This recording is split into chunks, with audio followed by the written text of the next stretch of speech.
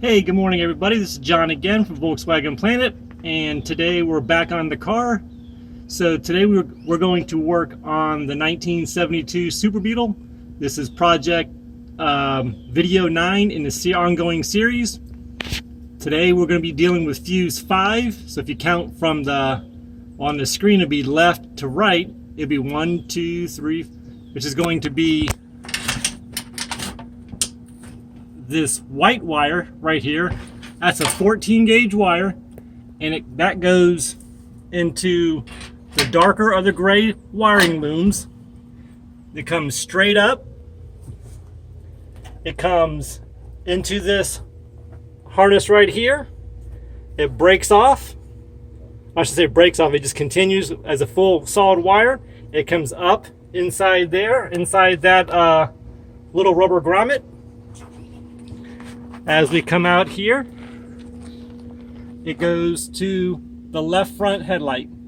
So this is going to be a really quick video, guys. We're going to do this backwards now. There's 2 wires that go to the headlight.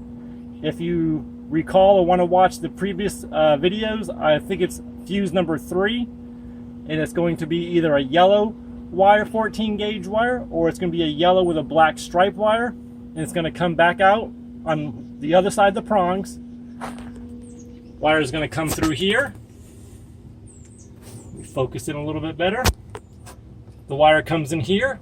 This one goes to your turn signals. So the wire is going to come into this casing,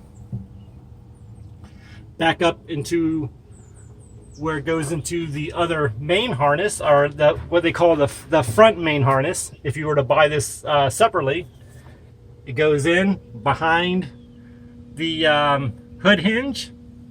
I've got mine going behind, my harness is going behind the fuse box. It makes it a lot cleaner so far. And we know just from as far as we've gotten, it's going to be the 5th fuse.